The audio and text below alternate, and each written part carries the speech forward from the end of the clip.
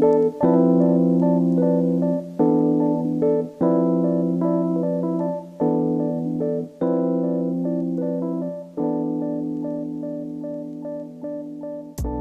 Blake usually just kind of roll right into it. So, Kind of spitball it, yeah. so we're just going to start now. All right. Welcome to the show, Real to Real. Mike G's in the house. Yeah. Woo! Hello. Hello. Mike, what's up, man? You came in all the way from New Jersey, Yeah. right? Flew in. Hour and a half flight wasn't bad. No, not bad at all. Probably put that just a little closer. Yeah. Closer. Yeah. Pick up better. Mike is in town. You are our very first guest on Real to Real. So, Oh, thanks for having me. hey, yeah, well, we're really excited that you're here. You know, anyone who's listened to the show knows that we've been talking about filming TV Land for a long time now, and we're finally at that week, brother Blake. We're finally brother. We're ready to rock and roll with this thing. So Yeah, man, we're here, man. mhm. Can't wait. Cast Mike for one of our essential characters of the movie, and he has come down. He's came in a few days early, so we said, "Hey, you want to hop on the podcast? We talk movies and hang out." So here you are, and this is my humble abode. That's what I'm saying. Hey, it's an honor to have Thank you you, on, thank man. It's been an honor, man. Yeah. You guys been great, man. I like it out here. All right. Yeah. It's peaceful. Yeah, it's not bad. So yeah, we just kind of hang out on the show. We talk movies. Kind of anything kind of goes. We talk about wherever we kind of roll the flow with whatever kind of goes on. So no there's no formality to it. So but since you're here and the audiences who may not know you, if you want to do a little introduction, I mean you're one of our actors. I've worked with you on the Gifted project and the Gifted Original Sin, and you've done our Butch Beer commercial. So you've been kind of around the Strange Films block for a minute here, and of course we got you coming up on TV Land. But yeah, how did if you want to talk about how your acting experience got started and why you like making movies? Well, I kind of was into it my whole life. I just never really entertained it, talked about it. I ended up leaving a job that I had, which was like a career really, and this was like right before COVID. So I said, you know what, it's just now or never. So I started writing. I started entertaining, acting, little bits here and there. I came across you guys. You guys were great enough to give me the opportunity to do the chauffeur, which I loved. I had a lot of fun with that. And it just kind of snowballed from there. Just been doing little things here and there. I did the Butch Beer commercial. I wrote that. I acted in that. I also have another one that I did with Frank, which is The Butcher, featuring Little Butch, where he's stalking me in my own house. It's it's a short film. It's actually pretty funny. It's like a thriller horror comedy. But yeah, that's just about it. So it's still relatively kind of fresh. Yes, I'm still pretty fresh with all this. So I mean, is it one of those things where the more you do it, I guess the more you're kind of seeing more of that side of the world and that creative space, and just kind of I feel like naturally once you kind of open the door and start taking your own steps, more things kind of start opening up around. I feel like different collaborators, creators, in general, projects. Because I met Frank through Autumn when I did the play. Mm-hmm. So it's crazy how once you just start networking, you just start meeting more people, exposed to more projects. And I like to take on as many projects as I can, more for the observation to see what I should do, what I shouldn't do, you know what I mean? The networking, and just get ideas and that kind of thing. So it's I don't treat it as work. Even though it's not a job, but I don't treat it as work. It's fun. Yeah. That way I can really relax with it and do what I got to do. Mm-hmm. I think me and Blake have that same kind of approach to it. I mean, we do it because we love it, and we take it serious because we love it. But at the same time, it's I think our mentality on set is well, if we're not having a good time here, then what's the point of doing it? I don't want to stress ourselves out or stress someone else out or myself out to a point where this isn't fun anymore. Right. Because I don't consider it work either. It's part of me. It's an extension of my passion, my creativity, and so it's one of those things where it's I enjoy it. So it's not really work. It's that old saying of, well, if you like what you do, you're not really working a day in life. Exactly. But I do take it serious because to a point where it's well, obviously I want to do the best I can with my craft and my abilities here. and show professionalism. But if there's ever a situation where it feels like this is getting out of hand, or toxic, or stressful, it's like then there's something that needs to be adjusted, because I don't want to do that. Time to reevaluate. Yeah. What are we doing here, guys? Yeah. It defeats its own purpose. Yeah. It gets that way. That's cool, man. Well, yeah, I was really surprised when you wanted to take the role of of the Sage, coming up for TV Land.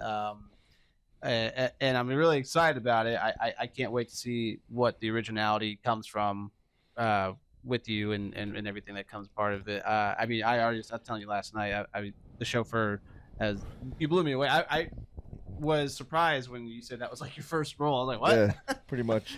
Yeah, you're pretty unforgettable, man. I was like, yeah, Yeah. I didn't forget. I never forgot you in that. Thanks. Yeah, Gifted Original Sin definitely became my favorite out of the two, and I thought your presence was just amplified even more from the first one. So, so yeah, if anyone is listening and you guys want to check out some of Mike G's work on Strange Films, definitely check out The Gifted and Gifted Original Sin.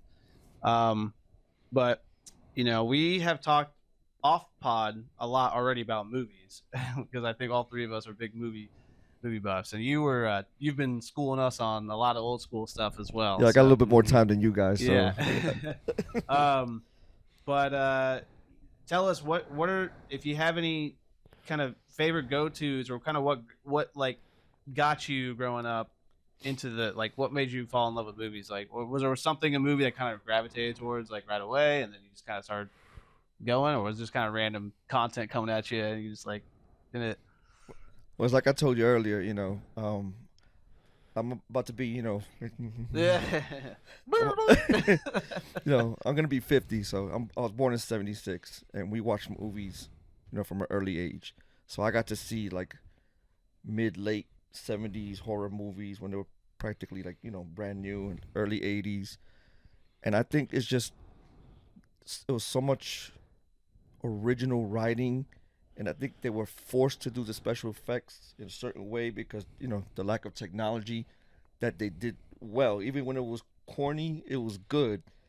So I grew up on these movies that a lot of people, like you guys are big horror fans. And I mentioned about half a dozen that you guys never even heard of.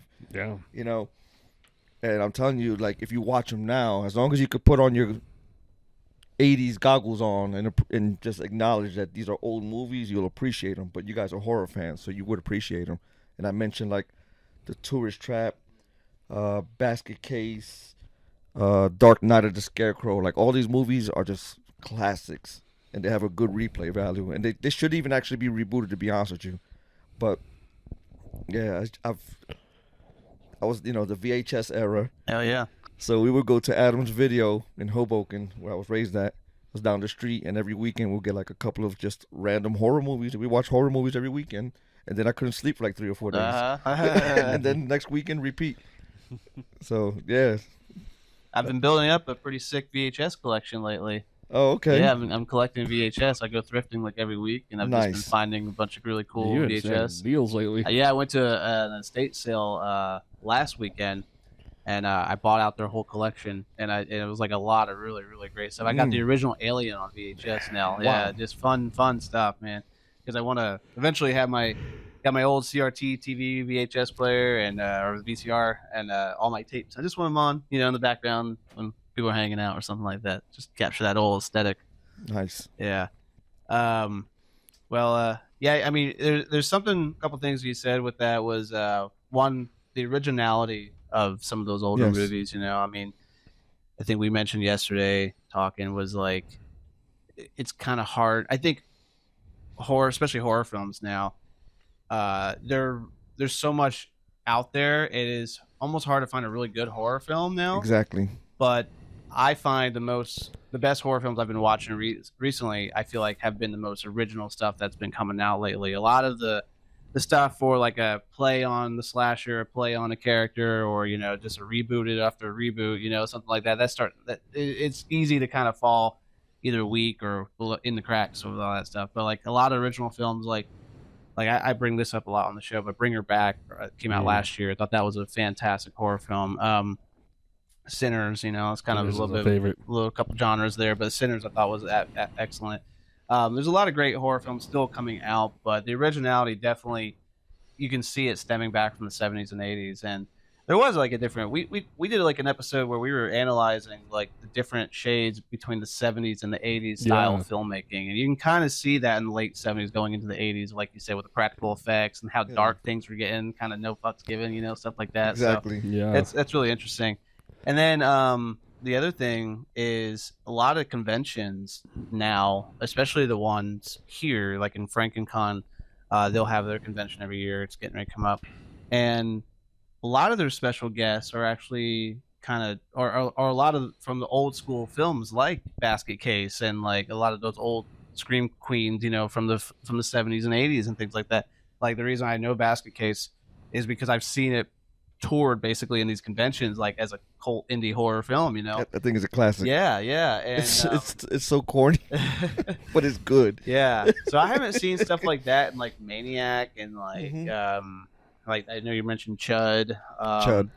Yeah, there's a lot of those like films that like I'm really curious about watching. I just haven't either found haven't found a copy of it, or just haven't gotten around to it. But it's like I don't know. But I'm also very notorious of not seeing a lot of movies. Like I learned so much from Blake on this show. He'll just go down the list. I'm like, I haven't seen it. So, but the horror films, I mean, the genre is so wide. There's so many films out there. It's kind of hard to keep up with. It's an endless realm, dude. No, seriously. I'm always hearing about new stuff, and the list it's never ending.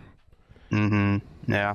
But to touch on what you were saying, I think what I started seeing, because I've always been a horror fan, so I'll give just about anything a try. And I think what I started seeing was once the originality started kind of like dissipating, they leaned towards more like the shock value, this like with the special effects and scaring people, like the instant scare, and they sacrificed the good writing for it. Yeah.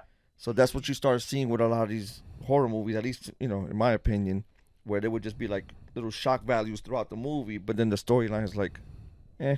Yeah, like you can kind of tell when the writing is kind of getting pretty weak and it just wraps up pretty fast in the end, or it's like a little cop out moment. We were just talking about that yesterday. Yeah. Like the movie will be good all the way through. Yeah. And then the last 10-15 minutes is like, okay, you could tell they had to get this movie wrap done. It up. Like, how do we finish this? Like I'm tired. And it can corrupt and it's like it's an unfortunate case because it can corrupt the whole vision. It makes it not rewatchable, or it makes you not think about it or live in the imagination the same way. And in general, third acts are hard. They're Endings tough. are tough. In general. Yeah. I have a lot of scripts that I've started, and you get to that mid to end third act point, and you're just like, what am I doing? Yeah, it's because I've been through the cycle of like, all right, it kind of loses itself at the end, so now it's like, yeah, it's built up for it, dude. I really want that third act to, if anything, just feel like it's the best part of the movie. Like I always go into it trying to go for that. Save it up. It's tough. Yeah, that's why we got the third act coming up this weekend. That's what I'm saying, brother. Mike is the third act. That's what I'm talking about. Hey, yo, man, we're gonna make this. This will be powerful. I can't wait. Wonderful. It'll be fun. Yeah, it's gonna be a blast. It is gonna be fun.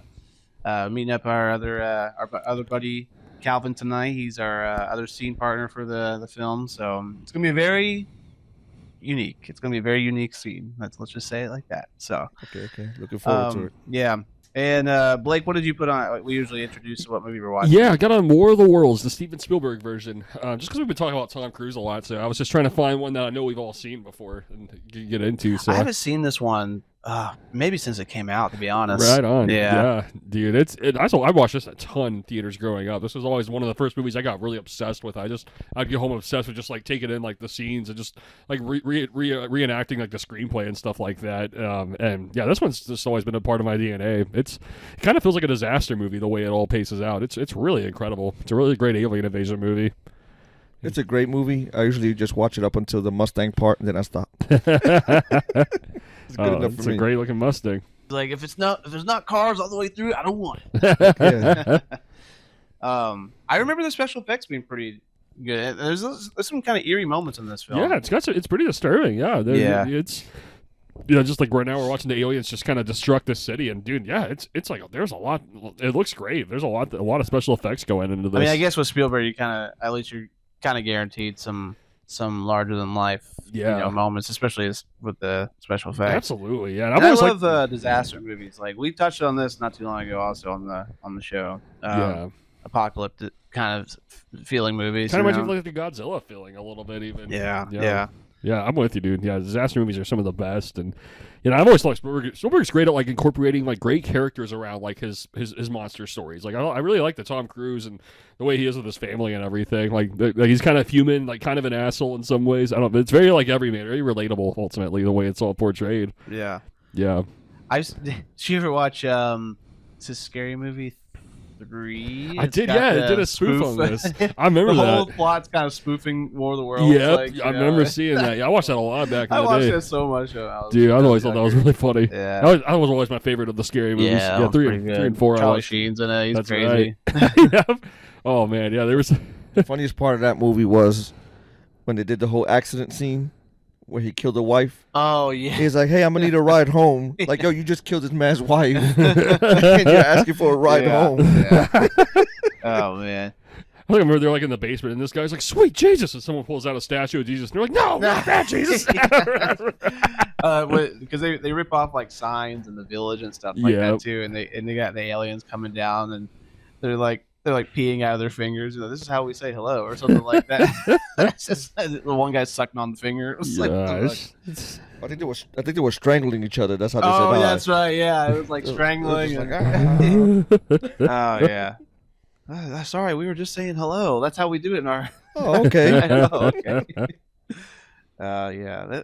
They got the new Scary Movie coming out. I'm excited about. Oh, that's right. Yeah, I want to see that. And the Wayans brothers are back making it, so great. that should naturally kind of be. And Anna Faris is back. Awesome, like, nice. A lot of the original cast and producers and stuff like are coming back for it. Yeah, they're ripping off like Long Legs and Weapons and like all the like Sinners and all kinds of. Oh, that's awesome, out, dude! yeah. I'm excited to see how that is. Yeah, I hope it's fine. You know, you never know these days. It's like 20 years later, you're like, all right, well, how good can it be? You know, it's like, yeah. I got to be honest. Once the Wayans brothers weren't in it, it wasn't the same. Oh, absolutely. Yeah. I think everybody could. They were definitely the everybody masterminds behind all that. I can't remember if they did 4.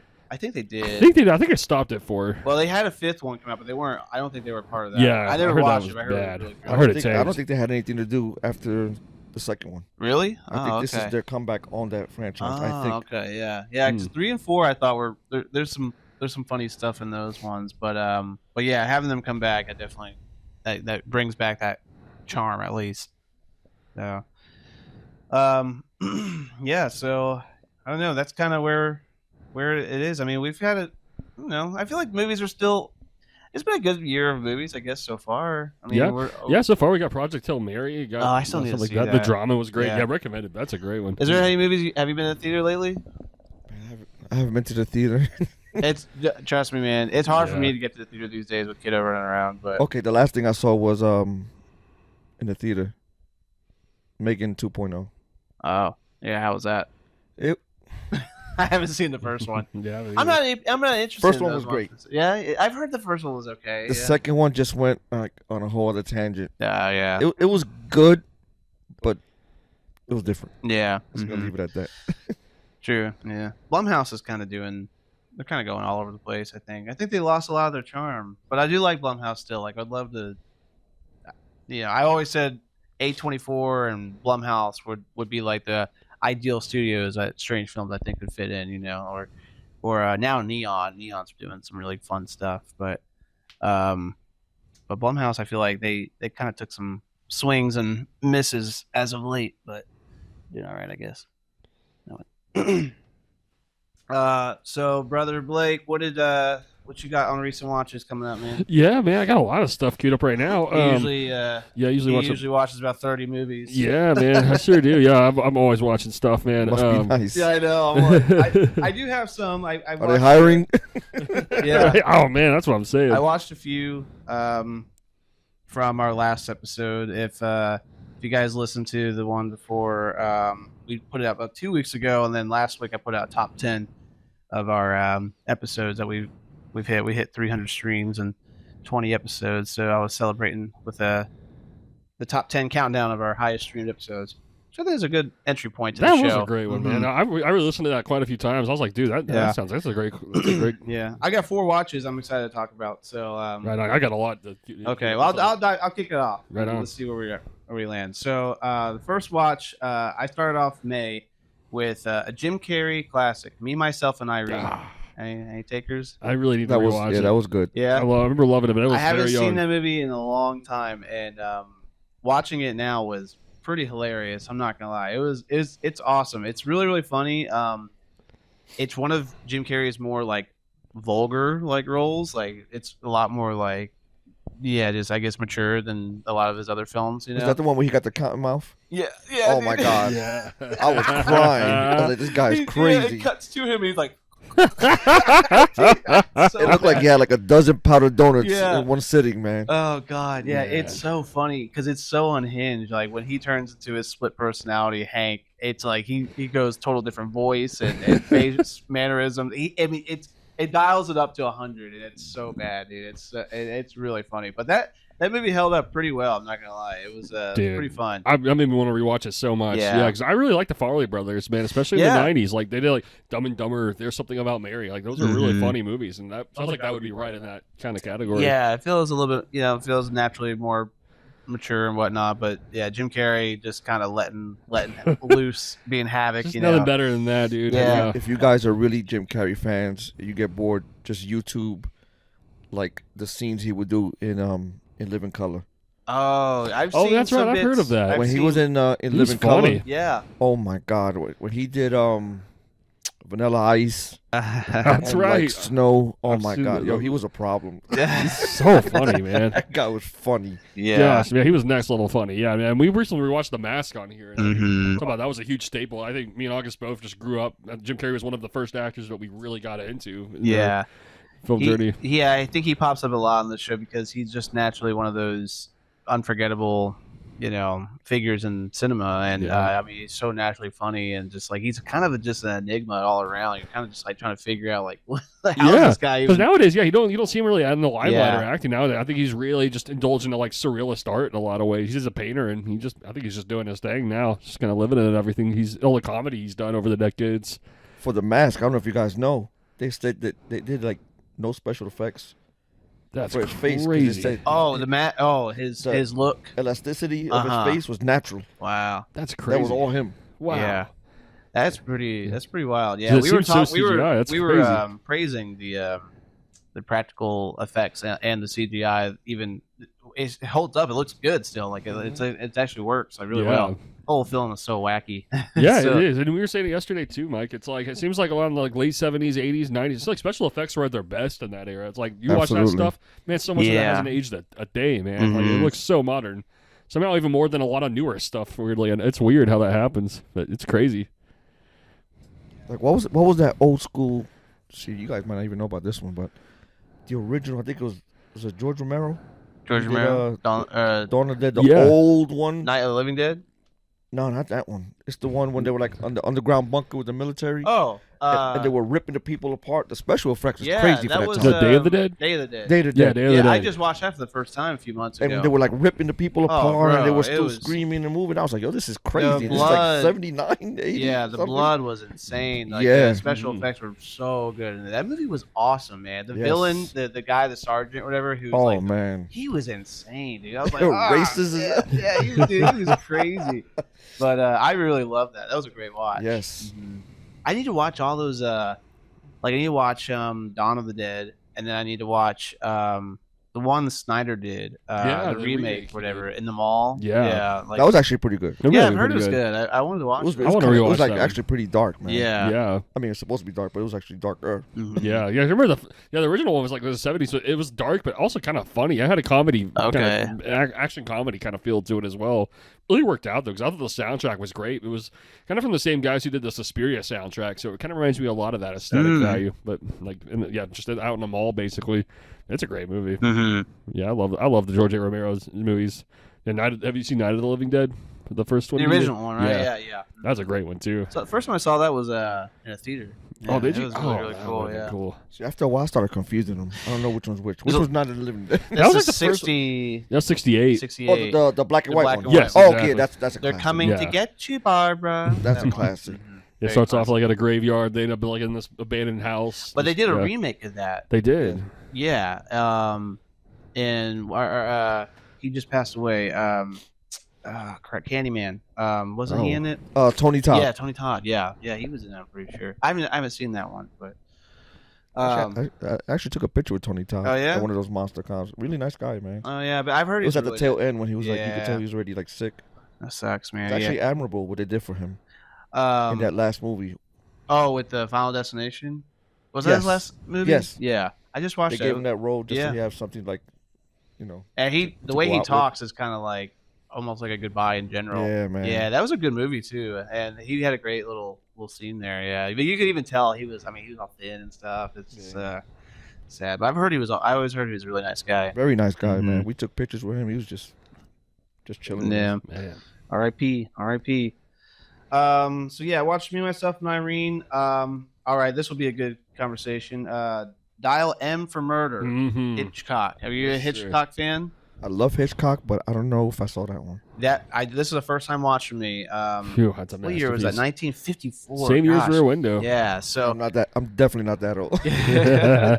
so we have been geeking out about Alfred Hitchcock a lot lately. We've Yeah. been like totally watching a lot of his films. Rear Window was a recent watch for me, and it just blew me away. Like, I mean, it's my second watch and it was amazing. But Dial M for Murder, gosh, it's kind of hard to say where that lands because it's like top tier as far as his films I've seen. It goes. really is. It's so good. What I love about Alfred Hitchcock is how simple he makes things. Like most of the film is basically set in one room, and just like how Rear Window is, and Rope, and it's just like these films are like they're so dialogue intense heavy.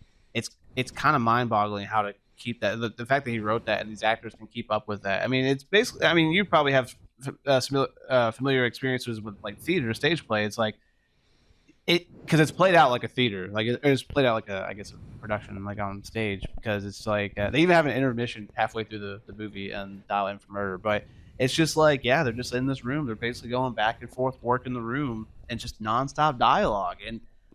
But It's God, insane. He makes it that entertaining and engaging yeah, organically. exactly. It's Yeah, so subtle yet like it's subtle. thrilling. Yeah, it is. Very thrilling. And it goes to show how important good writing is. 100%. Yeah. He's the epitome of it. You know, And it's you like talk about the 50s, like the special effects had to be like There, I mean, in this one there really Nothing. wasn't any. There Yeah. was because there like even They like didn't need any. the murder and stuff like that that happens in it. It's not.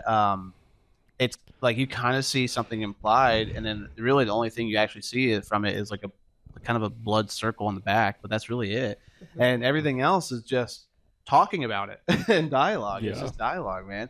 But yeah, in Rear Window doesn't even have special effects like blood or anything yeah, like there's that. nothing Yeah. like that. Mm-hmm. Yeah, man, Hitchcock was kind of a master of like subtlety and simplicity. In Yeah. execution. It's like stories are kind of complex in their arc, but just making it in one location and just really just the way he fleshes it out, it's just very accessible the way he Mhm. tells it, man. He makes it really inviting. Very Uniquely. inspiring too. Like He it makes is me want to very- make a film like that. Seriously, he wakes Was- something up. Was Citizen Kane his?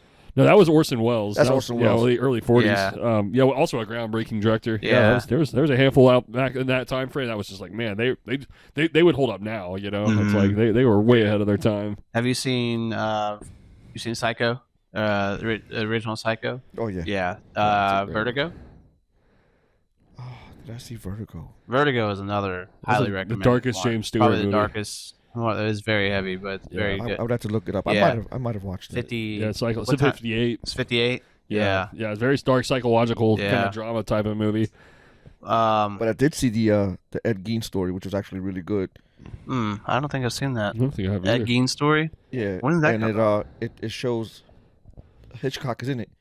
Oh, shows the that he brought out was the it whole the Netflix psycho monster yes. show? Okay. Oh, is Hitchcock's in it? Yes. What? You recognize him immediately. What? The Oh, guy wow. did a phenomenal job playing Hitchcock. Oh wow. Huh. Yes. Okay. Yeah, I wanted to watch that one. That's Charlie Hunnam in that. Yeah. Right. It took me a while to realize that was him. That's how good he was. Charlie Hunnam's awesome, I was dude. like, wait a minute, this is the guy from Sons of Anarchy. Yeah, have you seen Sons of Anarchy? That's a crazy thing. I never watched it. Oh man, dude. I want to geek out about that show so bad with someone. I keep telling Blake he's got to watch it. I know it was good. too. I know. I know it's good. I It's just so never good. sat down and watched Yeah, it. There's so many highly shows. Or recommend. Breaking Bad. Oh, Breaking Bad's I know, one of I'm my sorry. favorites. I'm sorry. Oh, dude, I'm behind on. Fuck out of here. And there are others. Yeah, I'm behind on like most shows, dude. yeah, so, yeah. it's, I've watched a lot of TV. I'm catching up on movies, but yeah, Breaking Bad, masterpiece. That's one Sons of of my all-time Anarchy, favorites. I would say, is close to a masterpiece. It's very, very I good. really want to See, see it. my problem is the moment another show comes on, and it's either car or like action related, like especially like martial arts. Oh yeah, like it's like I drop everything and I go to that and I will binge watch it. So then by the time I can go back to the other show, it's like in season 2 or 3. I'm like, I'm not starting this now. Yeah, right. Yeah. Well, yeah. I guess we'll have to find more car related. You're gonna make your next role. All you're gonna be doing is drive a car. And listen, my one car, I think that car has had more roles than I had. Oh yeah. It's been like 3 films. One of your cars? Yeah, the I don't know if you ever got to see my red Mustang, No. Wait. the Shelby, the one with the white stripes. Oh no, I don't think It's been like that wasn't your Mustang on the Gifted, was it? no, but I have one of those. Oh wow. Yeah, that's why when Frank was like, I think you're driving an old car, and I was like, well, what kind? I think it's a Mustang. Yeah, I'll do it. Like say less. I'll do it. Oh, so you were thrilled Say that less. day. Oh my God, I yeah. was in heaven. Yeah. They let me bring it up the driveway and everything. I was like, oh, Oh man. man. All right. Memories. That's cool. That's cool. Yeah, I had my first car was a 1983 Chevy Camaro. Oh, It was sick, dude. It was so cool. It was kind of a beater up at first, like it was like rusted out in a lot of places and stuff. But I got it for I think I got it for $1,600 or something like that. And we did some work on it, and I got a brand new paint job, painted it black. And man, I kicked myself in the ass so much for getting rid of that car, man. I wish I had it. I'd still ride it around on Sundays or something, man. It's so nice. Same, man. Same thing happened. Yeah, my first car was this yellow Mustang. I had it for a few years, but it just started crapping out really bad after a while. Oh, yeah? So yeah, I think I ran it. I think I ran into something with it. And it just kind of went. Yeah, I went past for one to return, so it was too expensive to repair. So I just sold it. But, yeah, it was a few years where that was awesome to have. My first car was, and pretty much still is, 66 Mustang Coupe. I bought it when I was 15. 35 years later, I still have it. Oh wow, That's Yes, amazing. that's my baby. that is amazing. It's Dude. Betsy. Betsy. It's Betsy. Yeah. Yes. Betsy. Old Betsy. That's Yeah. amazing. Dang, dude, you kept it this whole time. This whole time. She's man. getting her last restoration. So you've been continuously taking care of it. Yeah, I mean, it's gone some years without me touching it because it's just been all over the place. Yeah. But I'm getting serious with it now because this is her what? 60th birthday? Yeah. Right? What year? Yeah, What year would you 66. say? Oh yeah. Yeah, Wow. she turned 60 this year. That's amazing. Mm-hmm. Old Betsy. That's classic right there. That's pretty rad. Memories, man. That's pretty rad, I bet. First date, Yeah. everything. $900. Drove it right home. Hell yeah, man. Yeah, dude. Oh, simpler days. Simpler days. Seriously. Crashed it several times. Did you? Yeah. This guy's too She's fast okay, and though. furious, man. That's what I'm saying. More Fast and Furious. Yeah. Oh shit. All right. Well, we all know now. Mike loves his cars. That's amazing. I sat with Kiddo and rewatched Jumanji, the classic Jumanji. Amazing. I love it, dude. Love It's that so movie. good. It holds So up. good. Yeah, Robin Williams is just Do you have what's your thoughts on Jumanji? You gave a sigh. I love Robin Williams. Uh-huh. But those type of movies, they just didn't do nothing. No, for me. but Nah. maybe it was geared. I mean, obviously our age difference. So Yes, that's we probably grew what up it with is. that movie essentially. Yeah, I watched it a lot. Very growing up. nostalgic when I was watching. Very nostalgic. Like I was probably working. probably being a citizen in the world. And Yeah. we're just I was being productive. we're being dumb kids. Like, oh, Jumanji! Jumanji! Hey, let's go outside. I was living Jumanji. Let's use our imagination while this guy's paying taxes. And working. Yeah, I think I was already a correction officer at that time, so Oh, I was shit. living Jumanji at the time. I was getting paid to be in Jumanji. That's right. This guy's own Jumanji going on. Hell yeah. So I've got 8 time hours to- a day, sometimes 16. Oh God. Yeah. Well. You've lived it. We wanted we liked the Jumanji movie. So, but it was nostalgic to say the least. But I just appreciated the tone of that movie. It feels like very kind of surreal and kind of almost like a dark drama over it. It's Yeah. kind of gloomy the whole Yeah, way it is through. gloomy. It has a gloomy atmosphere. Yeah, but it's still like very youthful because obviously with the kids in the game. Yeah, it's like and a board whatnot, game but, movie, like, basically. It kind of throws a lot of chaos at you. Yeah. and it gets pretty dark with the hunter running around and stuff like that, and kind of sad with Robin Williams. Like he comes out of this thing and he's 30 years later and his parents are gone and he doesn't know anything. He doesn't know how to function in the world. So it's kind of crazy. I know they made these sequels with The Rock and Kevin Hart and everything, but I think they paid homage to Robin Williams' character in the first one. But I was thinking when I was watching, I was like, I bet you if he didn't pass away,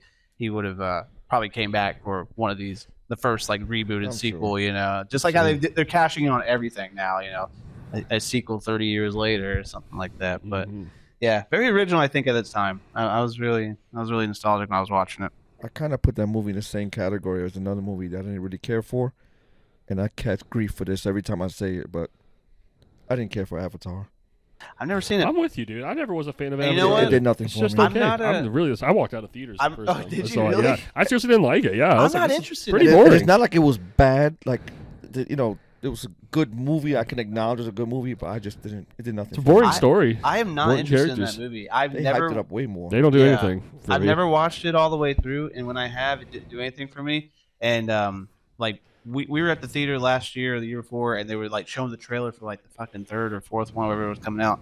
And I was like, I looked at Wendy. I was like, I just don't get it. I was like, I don't get the blue people, man. Like, it doesn't bother. It doesn't make any sense to me. Like, nothing appeals to me for this movie. I'm like, stop making them. It feels like a gimmick. No to one's me. asking for these movies. Stop asking. Like, stop making them. It feels too my gimmicky. My friend was like, "Yo, Avatar 2's coming out." So I'm like, and I was like, dude. so Yeah, I'm like, So the dude was hell bent. He's like, I'm making Avatar 2, 3, 4, and 5. I'm going to film back to back to back. I'm like, dude, no one's asking for it. you don't have to. Yeah, You don't have to do all do this. something else, man. So make another Terminator movie. That's what I'm saying, man. I wish James Cameron would go back to his roots. Yeah, and go do back that. to your roots, man. Go more dark sci-fi. He was better in man. the 80s and 90s. I think he Yeah. kind of lost it somewhere in the 21st century. Yeah, I think he got in his head, man. The He guy's did. crazy when you hear him on interviews. Yeah, I've now, heard he's yeah. insane. Yeah, He's kind of a fucking aggressive nut. You know? yeah, he actually is. Yeah, yeah, Yeah. actually true. Yeah. So, yeah, I'm with you though. Avatar never really. Never would have been. I got excited for it. Mhm. I've always thought that was the most overrated series out there. Yeah. Bunch of blue looking human aliens mating and going to war. Pretty much. Last movie I watched as of recent was Sam Raimi's new film Send Help. Dude, I'm so interested in seeing that. So how was Is all that? Is that the one with the cell phone? With the lady up in like the restaurant or something? No, I'm confusing that. I don't know what that one is. I think that's called the cell or something like that. maybe. Cell phone. Send Help is it just came out and it's got Jennifer Garner, I think, in it, and Dylan O'Brien. Sam Raimi directed it. Basically, On the island. on the island. Oh my god. Yeah. Yes. It was so fun, dude. My girl and I watched this. We were expecting like it's like a comedy, whatever, and then it started getting real dark. And I looked at her. I was like, I don't think this is a comedy. I mean, it's definitely played out very quirky. Like it's Yeah. it's like a definitely like a horror comedy, like in the vein. But I was like, somebody check on Jennifer. Is she okay? yeah, she was like living her best life on that island, dude. She's Oh like, my god. yeah, I highly recommend. But see, my thing is, I usually try to avoid watching trailers these days for anything. I try to go in as blind as I can be watching a lot of films. So I've heard about Send Help. I really, just off of my imagination, was expecting, especially with Sam Raimi, I thought it was like a super intense horror film that was like Jennifer Garner's like escaping an island and she's getting hunted or she's hunting people or something like that. But it was totally different and a lot more fun and it's really quirky. So it works out really well. I prefer it the way it is now. I'm like, it's highly recommend. Very fun. I really I want to see agree. that. Very fun. I agree. Like when you just kind of go blindly into a movie, and it actually does not disappoint. That's a great feeling. That is a great feeling. I was like, we looked at each other. I was like, man, this thing went to like a whole other tangent, but it was Yeah. actually really good. Yeah, it's great. Yeah, I think it's streaming on Hulu now, but very fun. Sam Raimi is just another one of those directors, man. We talked about him not too long ago with the Evil Dead, Spider-Man trilogy. What's that movie I really like? Drag Me to Hell. Drag Me to That's Hell, a yeah. great film. He's been around He for a is, while. Yeah, too, he right? has, man. Yeah, You know, he's- they filmed the original Evil Dead just like 45 minutes from here, and it was like kind of right around Morristown or something yeah, like that. sure yeah. was. Yeah, back in the early 80s. Where the cabin was, you know, yeah, it's burned down now or whatever. But yeah, that original set was like not too far from here. Yeah, that's pretty crazy. Yeah, Sam Raimi's one of my all-time favorites, dude. I just love what he did with the Spider-Man movies. And, Mm-hmm. you know, I was also reminiscing on another one he did. Have you guys ever seen A Simple Plan? No, I haven't seen He that. did that in the late '90s. He was actually very associated with the Coen brothers. So I think he ended up making a movie that was just he was kind of going for a Fargo kind of tone. Basically, just one of those stories about just characters, just families that they kind of break down, just getting greedy over money, basically. But it gets like really really dark. It's like by far the darkest, most depressing movie I've ever seen him make. It's a weird one. Yeah, it's got like Bill Paxton, Bridget Fonda. And I think you would Bill tell Paxton's in it. It's got to be good. right? That's what I'm saying. It's a great movie. Yeah. What's it called again? A Simple Plan. gotta It's see made that. in 1998. I'd really recommend that one. It's really dialogue driven. Another good '90s film. That's what I'm saying. There's so many out there. It's an endless stream. It seems like. Yeah. Right. Someone at work was just telling me about a '90s film. Had Christopher Walken in it. Oh God, I can't Maybe remember. King of New York or No. Classic. yeah, I want to see that. I need to see all of it. Oh, I just have to try to think of that Sleepy name. Hollow. No. I He was wanna funny see in that one. Yeah, He was I haven't seen that the one. guy on the horse. Oh, okay. Yeah, he it was the funny. headless horseman. Tim Burton. He did had Johnny Depp terrified, man. Oh, That was yeah. funny. Yeah. Do you like Yeah. Johnny Depp? I love Johnny Yeah? Depp. Yeah, my girl and I were just talking about him the other day. He's just like phenomenal, like actor and dude. Yeah. I go back as far as Nightmare on Elm Street. Oh yeah. Yeah. And 21 Jump Street. That was my show. Okay. I watched every single episode. Plus, he had a Mustang, so that was a bonus. Yeah, but he's a great dude, man. Yeah. Great actor too. Yeah. He is. I think he's another one of those iconic kind of can't deny the man's talent. Pirates of the Caribbean, I really want to rewatch. Same. I've been thinking about that one a lot lately. I know. That was one of my I favorites. just found the trilogy at a yard sale. Did you? Nice. Yeah, dude, I grew up obsessed with the first movie. I saw it in theaters a bunch. I was obsessed with Johnny Depp over that movie. And then I don't remember much of the sequels, honestly. I remember seeing them thinking they were pretty good. They didn't hit me the same way personally, but I think all around from what I remember, the first three movies are pretty solid. I think there's a fourth one, but There is, yeah. but I I'm didn't pretty see sure the it. first three are pretty solid, especially the first one. yeah, But, first one's amazing. yeah. I think I remember reading somewhere, if I'm not mistaken, there was a couple of times he dressed up as the character and Yeah. went to the hospital. visit, like, Yeah, sick children. I love I've hearing heard of those that. stories. Like he's done that. I know, like Mark Hamill dressed up as Luke Skywalker and has done that. The toughest one Love it. was Ron Perlman. As He Hellboy. would go. I think it's like 10 hours to Yeah. put the costume on as Hellboy Yeah, to go visit the kids in the hospital. Dude, wow. yeah. For free. I want to That's say crazy. Christian Bale did that as Batman too, or I want to say he did something maybe, but that would be intense as Hellboy. Seriously, yeah. Just all that makeup. That'd be kind of scary, walking in a room and not expecting Hellboy to walk. Yeah. What if the Ron kid just Perlman? started screaming like? He's coming. Oh, it's not funny. Oh, dark. That's dark, but yeah. The time has come. God. I mean, there are people out there that get Awful. paid. Like, he got paid, obviously to put that on. No, But I'm there are sure, people that get yeah. paid to put that costume on. They don't want to do it. He did it free. No, that's awesome. Yeah. That is really cool. Dude, the guy, Ron Perlman, he's another great like one. him. I like watching him in just about anything I've Same seen. here. Yeah, I mean, he's great in Sons of Anarchy. Seriously, He just I've did an never seen interview that. where he was Alien? talking. What's that? Alien? First Alien? No. No, which Alien? It was. It's the one where Sigourney Weaver was. She was an android. Was that 4? Oh, Probably Resurrection. I'm not seeing that. I haven't I think he seen- was in that. Yeah. Is that? Yeah, I haven't seen 3 or 4. Yeah. Where Mm-hmm. they had like the little guy in the wheelchair. and all that. Okay. I really liked him in Drive. He was a really offbeat kind of Yeah. villain in I Drive. was just about to bring that up. awesome. That movie. Gotta love that movie. That's one of those movies I picked up one day. I was like, my God, this is good. Yeah. Seriously. Mhm. Ryan Gosling was. Yeah, that was one of our. That's one of my all-time favorites. Yeah, that was one of our movies we studied in film class. Just the aesthetics of it all, with the lighting and everything in it. But That's the first time I saw him like in a whole different light. Mhm. That and Only God Forgives. That's right. He was great. in I haven't that. seen that that. movie is Man, I wild. love that movie. Only God Forgives. Oh, yeah, my that's a God. great movie. That stars Ryan Gosling. Yeah, I rewatched that because that was one of those movies I grew up watching a lot because I was obsessed with Drive, and that was the director's follow-up, Nicholas Winding Refn, and I just remember being like challenged as hell by it at first, but now I love it, dude. movie There's was not a lot of dialogue. crazy. There's not a lot of dialogue in it. It's very visceral. Yeah, it's crazy. It's Yes. very unpredictable. It's got a lot of like disturbingly violent moments that are just really random. It's really sporadic when it Oh, yeah. happens. But man, you don't forget it. It gets in your mind. It gets in your head, He dude. was Oh, definitely wow. good in that one though. Yeah, Okay. that was a great one. Yeah, it's very minimal dialogue, but yeah, I love Only God Forgives. Man, that was one of my Yeah, I have favorites. not seen that. Yeah, have you seen the other one that directed Neon Demon? Oh, I haven't seen that one either. Yeah, with Elle Fanning. I've always heard that No. title. That was a great movie. Yeah. That was it's the same guy that did Drive and Only God Forgives. Basically, just Elle Fanning just going into the fashion world and just just kind of finding the reality of it just to be a total hellhole. Basically, it's really interesting. Just really interesting the way it's directed. Very lustful the way it's directed, and it's a lot of insane character arcs going on. A really great soundtrack too.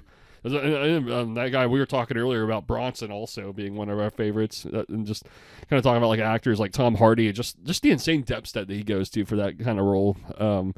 I love movies that just explore psychopathy like that in general. It's really amazing. For some reason, only God forgets we're talking about that. It made me think of this other movie. I don't know if you guys seen this. This movie is crazy. Whoever thought of this idea is a genius. It's called He Never Died.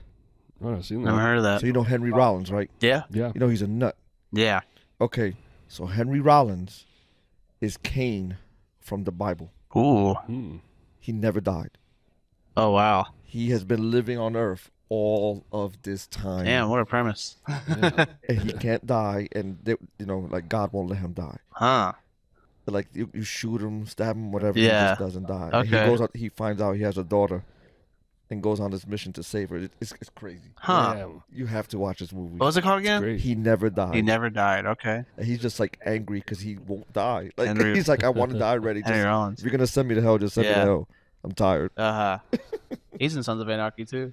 Damn. I keep bringing it up. I gotta see this show, I'm man. slowly getting you guys. Henry Rollins is I a have nut. to. Yeah, he's awful in it. He's like he's a Man, nut in it. He's really. like super. He's fucked up in it. Yeah.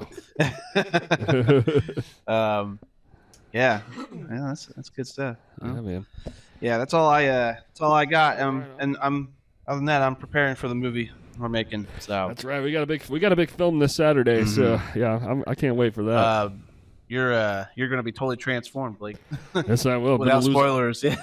yeah, won't say anything. But yeah, it You're will gonna be be different. totally different after this weekend. That's it. Got that right. I can't wait to be reformed. Yeah. It's gonna be a great one. Yeah. I just hope it's not one of those things where you said like the before and after, Oh. and then like afterwards it's too late. Be like, oh, we didn't catch the before. Can we Well, do it again? trust me. I'm like, we gotta make sure we got everything before. No, not really. Well, let's meet back in 6 months. Like, Mike, you feel like coming back? Nope. Oh, yeah, I don't blame you. Don't blame you. One of a kind chance. Yeah, we gotta do it one take. That's it, man. Do it. It'll be cheaper for me to just stay here for 6 months. Yeah, we'll green screen you. Green screen you in. Yeah. Yeah, man. When we start going down the stuff. Yeah, I've man. seen- There was some ones you. Yeah, you man, I got watched a going. lot over the past few weeks. One of the most notable ones is I had a rewatch of Oh Brother Where Art Thou, the Coen Brothers movie. I've been wanting to rewatch that since we talked about it not too Holds long ago. up, dude. Yeah. It's so funny, dude. It's Yeah. really funny. It's got a classic screwball kind of sense of humor. And, dude, it is. I keep underestimating how visually gorgeous that movie is, dude. Mhm. It's really A lot well of farmland. Yeah. Yeah. It's a very countryside kind of atmosphere. Basically just a trio of characters: George Clooney, John Turturro, Tim Blake Nelson. Just kind of going around, just meeting various characters, just kind of getting into a bunch of scenarios, basically. But they're all really funny. Like they encounter a lot of bastards. A lot of the villains are like really cartoonishly over the top. Oh yeah. Like there's just scenes like them like robbing banks, and I'm like, wow, this feels so animated the way it's portrayed. It's really funny. And John Goodman's like a crazy psycho in that movie. It's like, they're like literally members of like Ku Klux Klan. It's like, whoa, that's fucking crazy. Yeah. Yeah, they'll do it. Yeah, it's right. like Deep South, right? Yeah, it's like deep South, Mhm. like set in the 30s, Great Depression Oh, and yeah, everything. yeah, So yeah. it's like, there's a lot of interesting stuff. Like they like go out to the river and they like find all these interesting sort of characters along the it's just it's a really enjoyable movie. Mhm. And on top of that, it's just a great soundtrack too. Have you seen it, Mike? It's not like The Deliverance, is it? No, not like that. Oh, that's another one to open up. like a big boy. God, man, that's like the most. Woo! That's one of the most disturbing scenes right there. I love the movie. I was like, all right, I'm done. Turn it off. Oh boy. That's like that. And that's like by far the most shocking scene in Deliverance. Which otherwise the movie's like a pretty it's just a really intense thriller from start to finish, really slow paced. And I might have talked about it on here before, but it's almost like the original There's that comedy movie Without a Paddle. Oh, we were just talking Yeah, about we were talking yeah, about because who's in it? you got William Scott, right? For Without Without a Paddle, yeah, yes. that was Sean Deliverance Williams. was Deliverance was Burt Reynolds. Reynolds. Yeah, Burt Reynolds, John Voight, and those two at least. Got it. Yeah. John Voight was in there? Yeah, he sure was. Very young John Voight. He was young. Oh, okay. I know the little heavyset dude was in there. I forgot his Yeah. name. What was The his one name? that- the Ned one that- Betty. Yes. Yeah, Ned Betty. He was big in the 70s. He was. Oh yeah, poor guy. God, that's awful. I completely forgot that song originated from that movie. Yep. The Duel of the Banjos? Yep, sure did. I forgot that was from that movie. Yeah, it's like that, and then the Squeal Like a Pig scene are like the most famous parts of Deliverance. But it's like, dude, the whole thing's a masterpiece. It's really slow paced. It's just all right. It's a story of these just guys getting deep into the wilderness. They encounter just a bunch of horrifying people, and it turns to shit. Like a survival instinct kind of story from there. It's like they're just like hiding behind waterfalls, just yeah. It's like survival mode basically. It's very intense. Yeah, it's a very intense one for its time. Made in the early '70s. I was like, wow, that was. Yeah. There was. That's what I'm saying. Back then, the filter was like completely different. I think they were starting. They were getting away with way more. A lot more rawness. Rule breaking. Yeah, there was a lot more rawness, breaking the rules. Yeah. Look at the original Exorcist. Right. Yeah, you couldn't do that today. Yeah. That girl was like 15, 16 years old. Seriously. She doing some wild stuff in that movie. And we brought up not too long ago the film Easy Rider. That's right. That movie I still think about that movie, and it's like that shows like some disturbing stuff too. Like it's and at the same time it's so like carefree, the whole thing. It's very there's a real kind of rawness and realism. There's the whole free thing. spirit, and then it hits a plain old burnout at a Yeah. certain point. It's like I think the most disturbing part is whenever they go on that little acid trip scene Yes, at the end. that. It's like, dude, it feels like a burnout, dude. And The Last House on the Left. Oh, that's right. We were talking about that. Oh my God! But did you see the original? That's the original one. Okay. With Wes Craven's. But there's a 60s one. Yeah, there was a That's 60 what I'm talking It's about. called- The original. Yeah, I've seen. That's one of my I favorite haven't movies. seen that one. It's called The Virgin Spring. Yeah, it's by Ingmar Bergman, Swedish director. Yeah.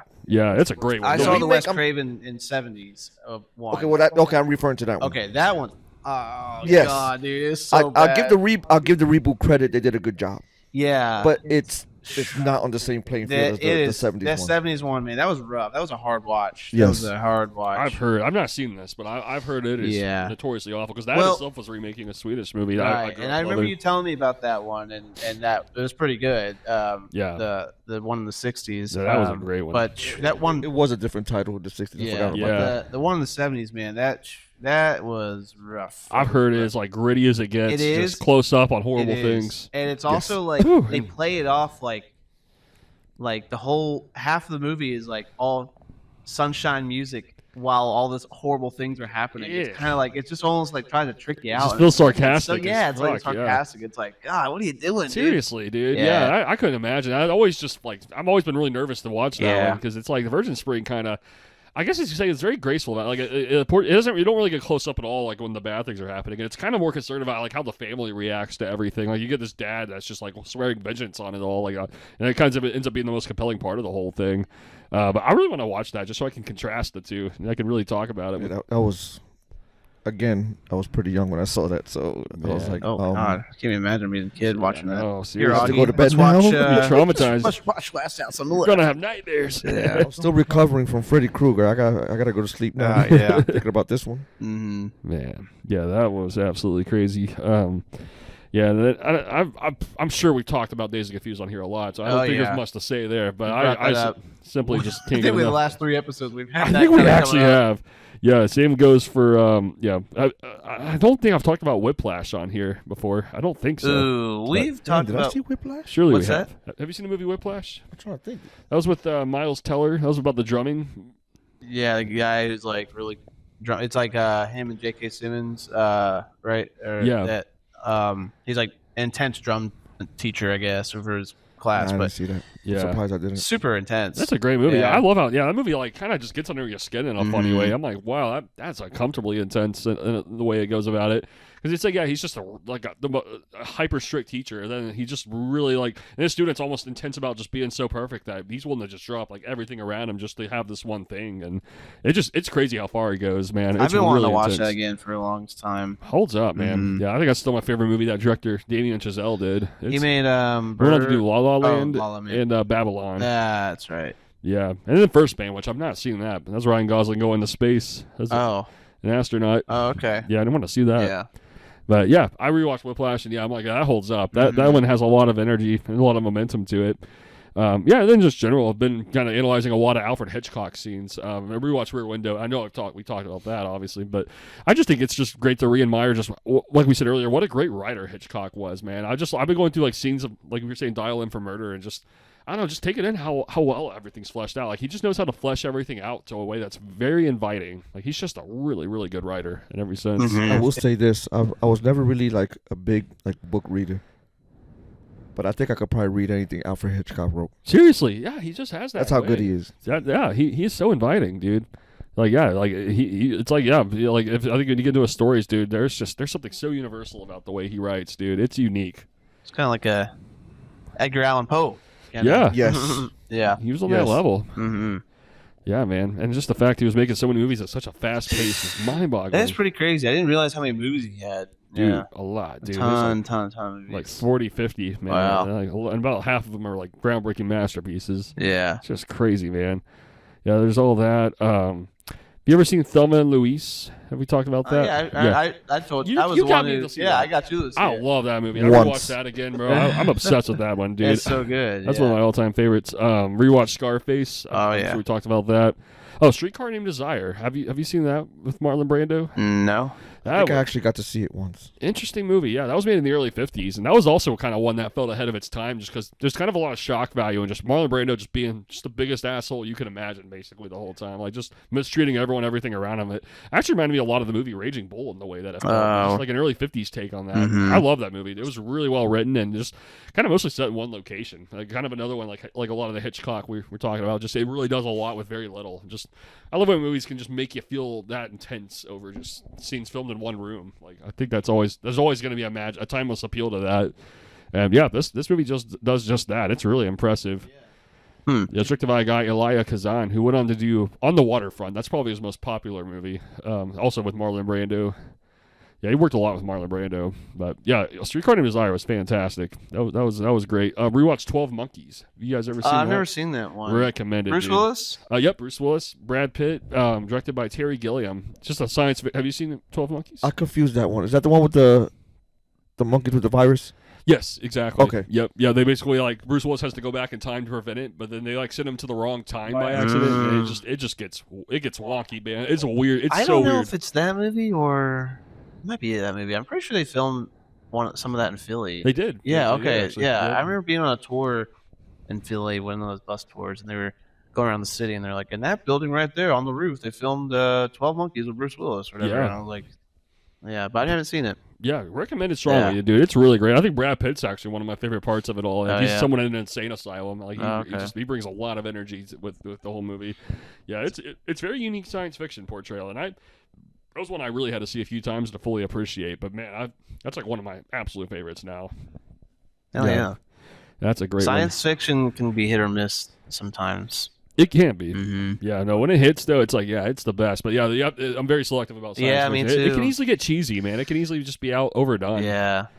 We talked about Neon Demon a little earlier. I just in general, I love that director Nicholas Winding Refn for Drive, Only God Forgives, Neon Demon, and that made me want to bring up Bronson a little more too. Or talking about like how good Tom Hardy is in that movie. That guy was a nut. Seriously, basically, just the whole movie is just a guy who's a psychopath in prison, and he loves being there. he basically That was his claim to fame. He wanted to be Wow. the most dangerous criminal in like. And it's based all off a of, real like- guy. Yep. Yes. Really happened. But he used, like I said, he took on the name Bronson, like Charles Bronson, to just add to his badass image. Yeah. But I forgot what his real name is. He but wanted to be in prison. He wanted to be in prison. Wow. He wanted to stay in prison, and he got what he. Uh-huh. He got famous Got his over it. wish. Yeah, He's been in prison since. he just wanted to fuck with everybody Is around he still there. alive? Or has he died? He passed. I'm sure he passed. I'm Yeah. sure. Let me have to see it. Yeah, but yeah, let me see. And it's like a European country or something. Yeah, I think was it Britain? Yeah, Oh, it's British. Okay, Yeah. yeah. His goal basically was, I want to be like the baddest inmate on the planet. It's kind of wild. So he would intentionally just keep doing wild stuff to Yeah. get locked up. Dude, he's still alive. What? Yep, he is still alive. Wow. Man. It's like a cockroach. Yeah. Take a look. He's thriving. Actually, looks a lot like the Tom Hardy. Yeah. Huh. You can tell he got Tom Hardy. You know, we're just talking about how great, impressive it is that like actors like Tom Hardy and Christian Bale would just go through all this like weight Yeah. shift for their movies. Like one of the most insane examples was Christian Bale in The Machinist. It's Uh-huh. like, dude, I think he literally was like almost under 100 pounds. For Yeah, that. there's like that image. There's an image like of him in that movie where I just never forget. It's like always burned in my mind where you can see his ribs and it's just kind of like, you just see it. It's just like, oh God, how can Yeah. you get that? To do that to your body, and they just know. immediately after bulks up to be Batman. You're like, what? What? I'm like, what's your secret? Yeah, I is he think he doing even this? did another weight change for a movie. It might be like a political movie or something like that. But he gets like kind of bigger for another role, like just like more not like muscle, like just adds on like pounds and stuff. But like Yeah. the guy, I mean, yeah, just to be able to go up and down like that, and like you were mentioning earlier, it's like they talked about later on, like after doing that, it kind of really they pay Yeah, for it. Tom Hardy spoke on that. Tom Hardy, he really was going up and down, up and down, up and Yeah. down. And he said he paid the price for that. He said he was getting sick from it. Oh wow. Huh. But he did it, man. He's a great actor. I love Tom Hardy. Yeah, he's pretty legit. I like that he does like I don't know what kind of martial arts tournaments and stuff like that. Oh, he's a Brazilian Jiu-Jitsu. Yeah, there it is. Yeah, I think he has a black belt. that's pretty awesome. Yeah, wouldn't want to fuck with Tom Hardy. Whew, no, heavens, God, no. He I always loved him in He always got. I loved him as Bane. I know. That's one Can of you the do best the villains voice? of all time. Oh, huh? Can you do the voice? So I could do a little bit of it. Fire rises. Very Gotham's reckoning. Let's not stand on ceremony here. Man. Yeah. Yeah, that's always one of the best. That's one of my all-time favorite villains. Dude, I was like, dude, to That me, scene is he is intimidating as hell in that movie. I think I was Bane for like yeah. 3 years. Oh, The yeah? whole Halloween. Nice. Had the whole get up and everything. You're like, I'm not letting go. I'm gonna be Bane. I'm gonna win one year, damn it. Every year Mike G shows up as Bane, and everyone's like, Mike, stop. You're like, no, not until I win. Best Halloween costume is Bane. He deserves it. Send this picture to Tom Hardy. You're like, oh, okay. I even print out the picture of Harvey Dent. I had the picture holding it up, wearing the coat, the whole nine. Ah, And dude. everybody's like, "Oh, okay." It's like I'm never doing this again. You guys suck. They don't get it. You understand how much I had to go through? Yeah. Amazing. Oh man, yeah, I love Tom Hardy. Yeah, that all is amazing right there. Then also rewatched one called Phantom of the Paradise. That was one of Brian De Palma's earlier movies. Have you guys ever seen that? Damn, first of all, I haven't heard that name in a long time. Brian De Palma? Yeah, Mm. it's been a while since I heard He's a that. great director, man. Yeah, he's one of my favorites. He made a lot of great stuff in the 70s and 80s, particularly. Yeah, I still want to Early watch 90s. Carlito's Way. That's probably my favorite one of all. Yeah, that is amazing. I haven't. Yeah. It's kind of a follow-up, the spiritual follow-up to Scarface in a sense, but it's like Al Pacino's a lot more just like kind of just trying to get back, just almost like a normal life for him, but it's like his past just kind of keeps crawling back on him. It's really a great movie. Like a lot of great, I'd say like almost like half the movie set in a club atmosphere, man. I love the way it all looks and feels. It gives me a kind of a Boogie Nights kind of atmosphere in a way. We just got a lot of lively music, but then like a lot of high stakes intensity kind of going on too. It's a great movie, really well written. Sean Penn's great in it too. Oh yeah. It was funny because not like about a couple of weeks ago, we were watching a couple of things with John Leguizamo, and he started talking about Carlito's Way, and he said that Sean Penn was in character the whole time. He said, "That's all I'm saying." Oh man, yeah, Sean Penn's kind of a nut in that movie. It's crazy. They have a really I haven't crazy seen dynamic. a lot of movies with him in it, but I he's love always pretty intense when I see him. He's intense, dude. Yeah. He's a really intense guy. I've always liked. I've always I loved mean, his of course, acting. like the latest movie I saw him in was One Battle After Another. Man, that's like his Did you best ever watch? one. Did you see that one? What is it? One Battle After Another. Nah. Great. Highly recommend. If you Do you get a remember his chance brother? to, huh? Do you remember his brother? Yeah, Chris Penn. Oh no, I didn't know he had a brother. Yeah, he had a brother named Chris. Yeah. What's his deal? You know who he is. Well, he's gone. He died. Oh Yeah. He was all right. Remember the first Rush Hour? yeah. Remember the heavy set dude in the beginning that they got the drug bust and they locked him up? And then Chris Tucker went to go see him in jail. It was a heavy set dude. Yeah. Okay. That's Chris Penn. Huh. Excellent. At that size, that guy was an excellent martial artist. Wow. Really? Oh, yeah. Huh. He was official. I think they both are, actually. Sean He Penn, was too. also in Reservoir Dogs. You probably know him from that mostly. Okay. Likely. He was. Let me pull up his face, but I Best, think he was in Best of the Best also. I did Martial not know arts that. movie. yeah, that's him right there. Oh. Okay. Yeah, I think he was like the son of like the guy who like arranged the whole heist Yeah, in Reservoir okay. Dogs, and then he was also in the movie Shortcuts. One of the most weird, tragic arcs I've ever seen a character go through. I mean, it is seriously unpredictable and weird how it goes. It's just kind of in a tormented position where it's like his wife just is like a sex phone operator, and it's like you can just tell he's just like building up all this frustration over it in a weird way. Yeah. He like works in a pool and stuff, but he just turns into a psychopath in that movie, like, slowly but surely, and very unassumingly. It He's is a great actor. He's a great actor, dude. I really And love again, that. for his size, he was a really good martial artist. Seriously. He had me by like 100 pounds, and I'm like, why can't I do that? That's pretty legit. I just found out that Tom Hanks has another son named Chet Hanks. Really? I Oh, didn't you don't know that. about I Chet? did not know. I was like, "What the fuck am I Oh watching?" man, listen, grab some popcorn Yeah, dude. and Google Chet. I was Hanks. watching some videos and he is wild, man. Oh yeah, Because like Wendy he was on like some random commercial recently, and Wendy was like, "Old Chet," and I was like, "Who's that?" And she's like, "Chet Hanks, Tom Hanks' son." I was like, "No, that's not Tom Hanks' son. Tom Hanks' son looks like Tom Hanks. I know that guy." No. No, he has another son. And then she showed me all these videos of him, and I was Identity crisis. like, "Oh my god!" I mean, total left field. It's funny It's though. pretty funny though. I'm not It's gonna like the math isn't mathing. Yeah. Like, what are you doing? Oh, I was like Chet Hanks. I was like, I wonder what Tom thinks. Chet Hanks. Because he is like unhinged. Oh wow. Even if you weren't Tom Hanks' son, your name is Chet. yeah, Relax. Seriously. yeah. Oh Chet. The only bad Chet I've known was from Weird Science. Weird Science. Oh, I never saw that. I never saw that either. What? I know, I've always heard about it. Oh my God! If you like Bill Paxton, you have to see Weird Science. Absolutely. That was, 80s movies. They were notorious for like bullies. But Bill Paxton in Weird Science was like the apex of 80s bullies. This guy was annoying. Dude, He was horrible. I've always wanted to write a movie with an over the top bully like that. Just like, hey nerd. Yeah, just be crazy about it, just be over the top about it, man. I think If you want inspiration, watch Weird Science. All right. Dude, I gotta watch see that. Mhm. Noted. Yeah, that's a good 80s comedy right there. Yeah. Always. That's a classic 80s. Nice. That's a classic 80s. I really want to see that one. Also, rewatched Indiana Jones and the Temple of Doom. I haven't seen that in years. I haven't seen any of the Indiana Jones movies except for the Kingdom of the Crystal Oh man, Skull. that's probably like the old. weirdest yeah, I one. know. I know Yeah. that's like I don't think I've notorious. seen one in its entirety either. Yeah. I don't Recommend know them. why. They're great, man. They're really, really great. I like this one because it's probably the darkest Indiana Jones movie. It's Which one is that in the? It's the second one. Okay. In the original. Basically, it was made in 1984. And basically just Indiana Jones and it's a unique set of characters. They basically just kind of get into this like weird like cult cave kind of atmosphere. They end up encountering this weird cult and they kind of just get trapped in it.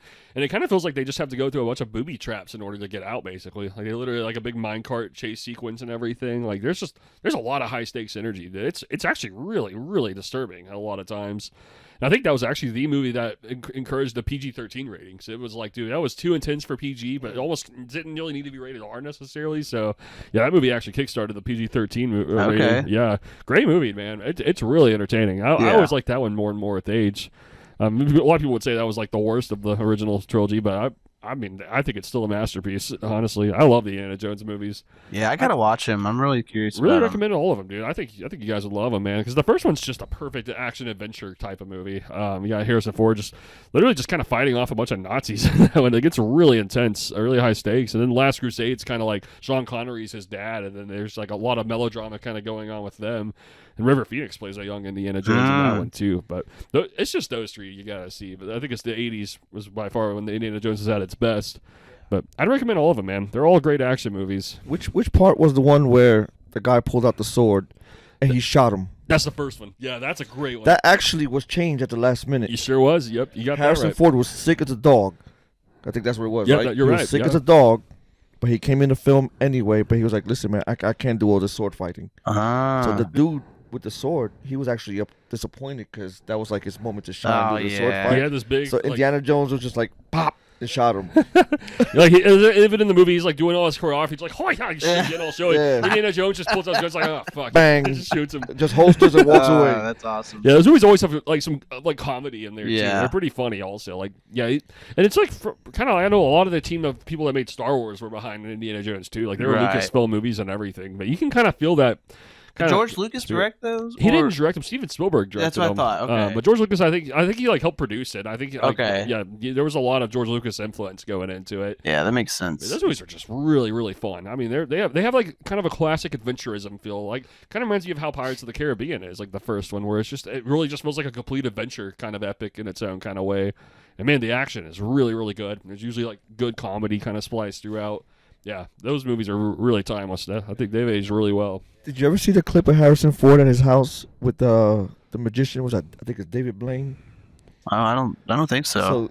So they're at Harrison Ford's house, and I think it's David Blaine. That's who it was, the magician.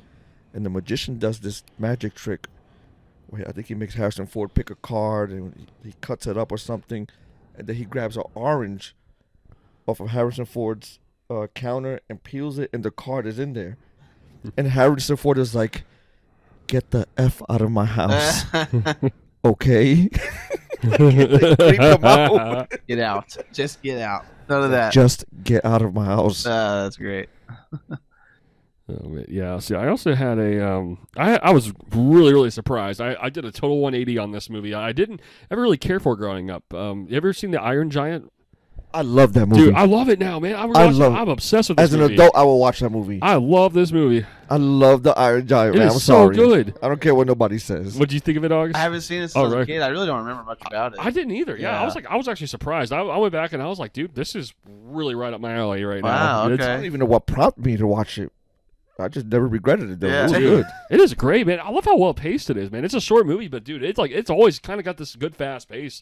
Just kind of like this kid just discovering this like robot figure and just kind of trying to take care of him while like all this government's chasing after him, basically. Yeah, and he's just kind of trying to keep this like intimacy like that he has and the good that he has to bring to the world almost while the world wants to take him down, kind of thing. And I think It is actually- great. I think I actually saw it in the theater. Did you? Oh man, And of that's course, so cool. like there's like 1,000 people there, so the sad part comes on, and I'm like trying not to get emotional. I'm like, don't blink, don't look at anybody. Yeah, 'cause I think I saw that theater. I must have been too young for it. I don't know. I didn't really take it in. I think much when I saw it as a Yeah. kid. So I loved it, man. I thought that That's was cool. that really took me by It surprise. was actually really good, man. I was Yeah. surprised at how great it was. I've always wanted to go revisit it because I think now, being older, I always appreciate things a little bit more now, or things don't go over my head as much now. But yeah, I need to revisit that one. yeah, It's good because I mean, stronger I'm committed. sure your son would enjoy Yeah, it too. that's another thing.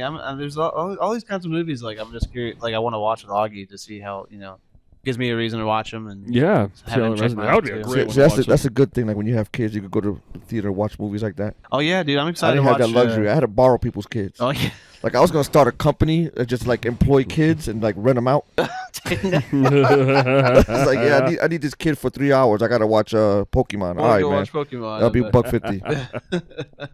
I want to go.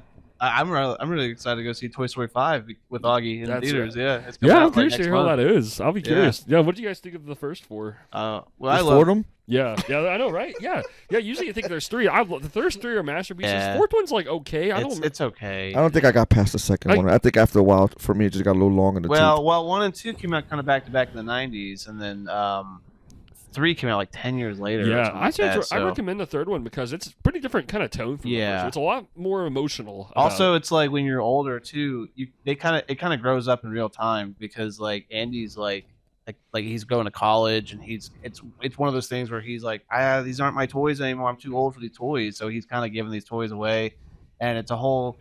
There's a sadness, realism in throughout the whole thing, but of course the toys have their own adventure, of all that. But I almost cried in the theater when I watched it. I At the did a end, few times, It's yeah. pretty gut wrenching, but it ends very, very great. And you're like, okay, that's really it's nice. really satisfying. Yeah, it's Yeah. almost like that's why I feel like the fourth one it didn't really need Yeah, to it exist, did. but Yeah, I see it like an expansion pack. Like it's fun, it's there, it's not bad, but I feel like technically the third one is like the perfect ending for the series. in a and I'm way. okay with it. Like I really like, especially after all those years, they make that third one, and to be that good is kind of like, okay, that's great. cool. I'm cool with that. Exactly, and like you said, especially like growing up on the first two, it's like I think there was like kind of an organic sort of emotional attachment to the characters, and when you see that third one, it's like wow, you can feel the weight of time has passed when you watch it a lot. Yeah. it hits you. Augie What has watched 1 and 2 like 40 times last year. Yeah. I've watched them all now. This is like the age to watch. Yeah. those movies, man. Those movies are perfect for that age. What I did enjoy, I think, was like the little underlying meanings to some of the toys. Like I think the doll head with the crane was supposed to be a hooker. Oh,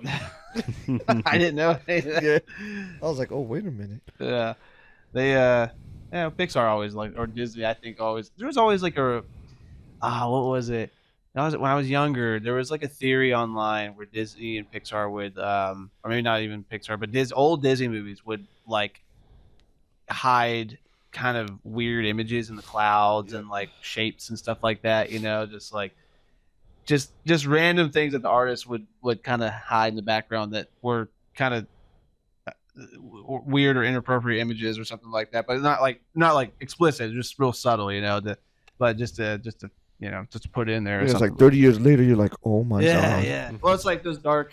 Now I get it. Yeah, it's like those dark Cartoon Network theories, growing up later on in life, and you you look at these theories about like all these shows were like intentionally super dark and like had like some weird stuff going on. Like there's a show called Ed, Ed and Eddie, and like the theory on that one was like these kids are actually dead and they're just living in a purgatory because they never leave the neighborhood and stuff like that. It's just like weird things. You know, so I don't know if it's the internet that just comes up with that or if there's actually some truth behind it. But They said that about Grease, did they? Wow. the movie Grease. Yeah.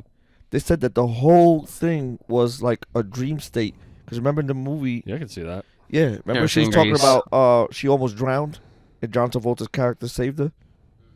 Well, supposedly they said she actually did drown, and that was like whatever time frame, like she was still kind of like in a coma or whatever till she died, and when she finally dies, that's the end scene where they're going up into heaven in the car. So the whole thing was a dream sequence for her. I could see that. That makes sense. I got not even. I can't really spoil it, but I feel like the ending kind of almost makes it feel like a dream in a weird way. That'd be kind of it's kind of cool way to look at it though. Yeah, Mhm. I think so too. Mm-hmm. Yeah, it's a pretty good movies. Yeah, I'd definitely recommend the first one. Yeah, it's a good musical. Yeah, there's that, and what was I gonna say? Oh yeah, Suspiria. I rewatched Suspiria a few times. I feel like that might have fit like kind of that like late '70s horror aesthetic. Which one? Suspiria. Have you seen that? Damn, I never even heard of It's that. great. it's a great Suspiria? Italian horror film, right? Yep. Yeah. Exactly. Yeah, I've heard some of those movies are crazy. Yeah, Dude, they're, it is. they're Because the they have their own lighting version and- of The Exorcist. They said that was even wilder than Oh, the really? American version. Wow. Man, they're just really, really colorful in the light. It's mostly known for the lighting, actually. I think like almost all the budget went to just getting the lighting just right in those movies. But colorful as it gets, very like just insane horror, basically, Yeah. from start to finish. Again, like these other countries, like like Asia is big on that. They don't have the same filters we do. Oh yeah. They'll do anything. Oh dude, I watched Audition. Oh yeah, That movie is actually it wasn't as bad. Like when I first heard that movie, I thought that movie was like gonna be like super intense, squeamish throughout the whole thing. But it's really kind of like the last like little part of it, and it's pretty fucked. But it's not too horrible. But yeah, some of those movies, man, they just go like they have no limits. there's man. no holding back with Yeah, sometimes. there's no yeah. holding back on it. You're like, oh. Yeah, Audition's one I really want to rewatch Audition. It's pretty great. Yeah. I'm really liking that a After a lot. while, you're like, is this really happening? Yeah. Yeah. Mm-hmm. Are they okay? Well, we've talked about like gross factors in movies like before on this podcast, where it's just like there's almost like a certain limit to like what as viewers I want to watch, along with as a creator what you would even want. Like there's some movies where I'm just kind of like, God, who would want to make this kind of movie? Right? you know? Yeah. Who would want to really watch this movie? But who would want to actually make this movie? I you know. There's a lot of disturbing movies out there, you know. Some are sick, man. It's Yeah. a lot. I got yeah. a perfect example of that, and this might be another one that's before your time.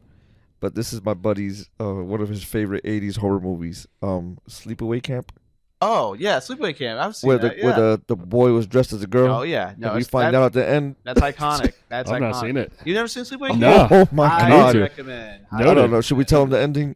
I Add it don't to my know. list. It's a spoiler. I mean, it's a pretty big spoiler. It's wild. Yeah, it's wild. But honestly, yeah, but for it being in the '80s like that too, I still don't know how they did. I don't know how they did it either. I Was really it surprised. real? Was it a real child? I don't get it.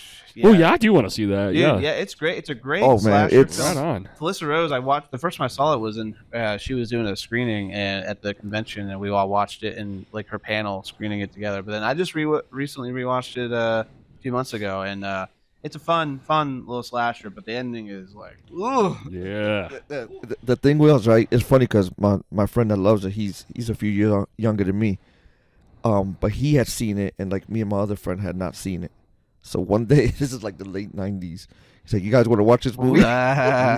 So we sat there, watched this whole movie, and towards the end, I could see in the corner of my eye, like he's laughing. I'm like, "What is so damn funny, man?"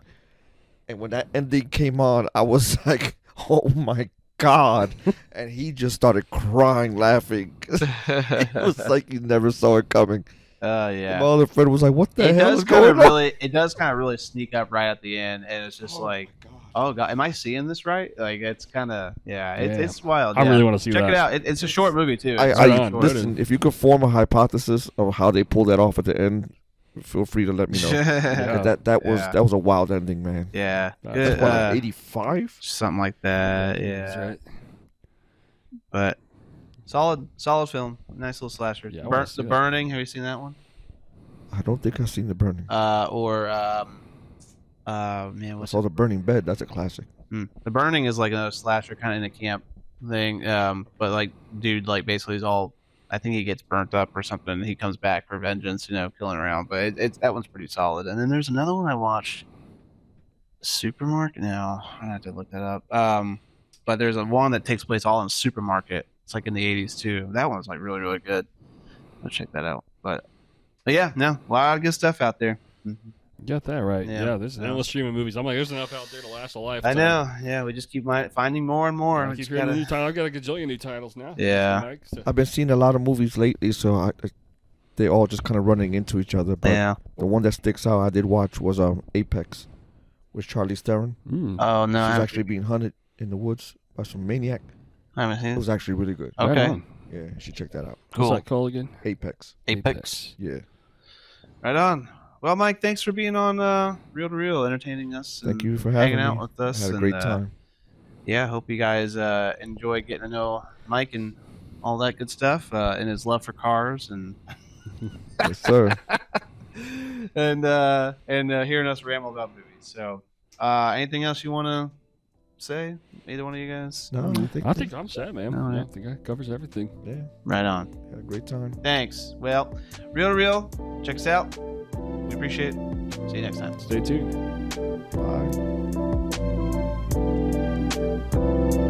Bye.